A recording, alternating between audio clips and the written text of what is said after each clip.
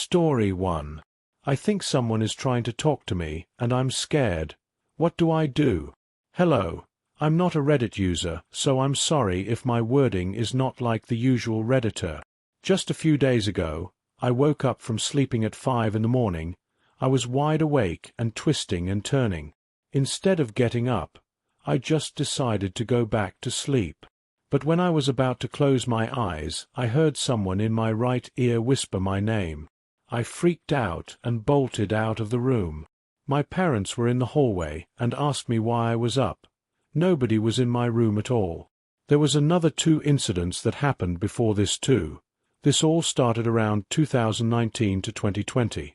The first time this happened was when I was on a call with someone and was talking about a book very loudly.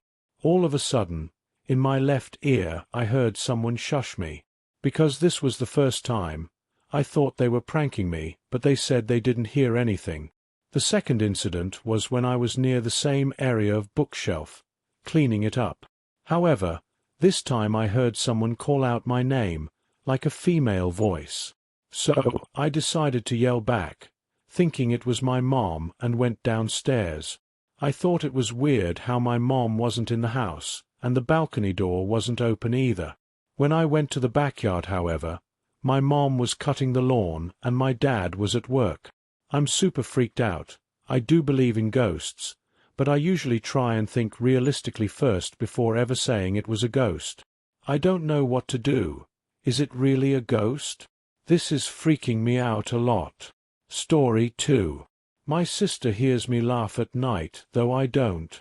My sister, 36, divorced and lives with us alongside her daughters. Their room is next to mine. One morning they were like, "We heard you laughing last night. Weren't you exhausted and complained that you wanted to sleep?" I was like, "Huh. I slept the moment I got to bed.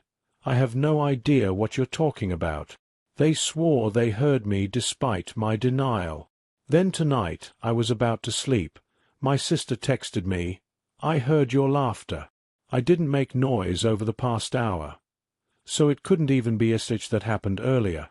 Besides, she confirmed that she texted the moment she heard it. I didn't make any sort of noise for the past hour. She says it's always my own laughter, not the same pattern, and not someone else's, it's my laughter. And that it's a giggle. This happened twice since May 24th. It's the year 2024 during the writing of this post. I'd have thought there's something wrong with her brain, but the other day her daughters said they heard me too. So it was 3 people. They say they heard me giggle 4 times that night. Not at once. They said I laughed, then stopped, then resumed, then stopped, then resumed, then finally there was total silence. I'm atheist, so there's no way I'd blame this on demons or something. I told her maybe it's the seagulls, because they make a noise similar to laughter, but she denied that. She says it's my voice. Mind you, from May 24th, 2023 till May 24th, 2024, I lived 900 kilometers away from my city. I was in the military, and for a year, no one has ever said that I speak in my sleep or make any noise. My sister said she didn't hear anything during my absence last year, and that the laughter occurred only when I returned. Story 3. The Woman at the Bridge. This was back in January early this year. My friend and I had just started working on our film project and were getting ideas of locations to shoot the film. We drove to a swinging bridge about an hour away from our hometown. It was your usual, unsturdy bridge that was about 400 feet long and 60 feet above water. This bridge was only meant for walking. No running, biking, etc. across it. It was parallel to another bridge, one made for vehicles. My friend and I got a couple shots of the bridge itself before we made our way to the other side, where there were train tracks and a neighborhood. About halfway across the bridge, we heard yelling coming from the other one. We looked, and it appeared to be a lady waving her arms like she was trying to get our attention. She called out a name what I thought was Hayden or Aiden, which both of those were neither mine or my friend's name. We yelled back, "We're not them," thinking that would be the end of the conversation. The woman just stood there, staring at us. We tried to shrug it off as we thought it had been settled. But then the woman takes off full speed running across the bridge, in the same direction we were going.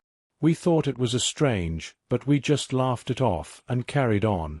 We made it to the other side of the bridge and began shooting footage near the train tracks. I know it's unsafe, but this was a regular crossing point for the bridge trail.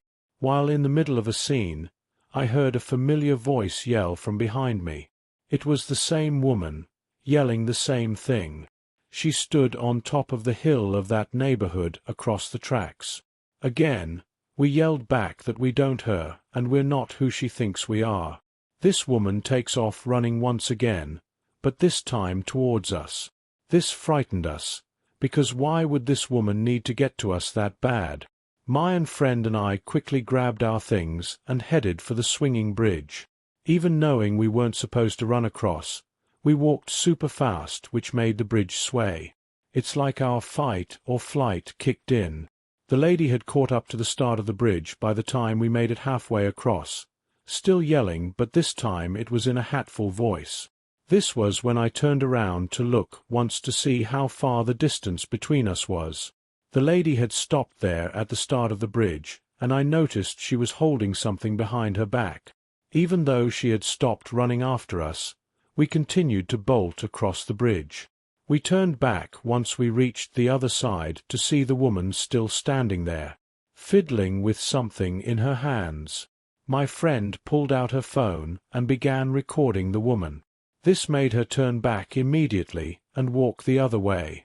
We never found out why she chased us or what she was holding in her hand.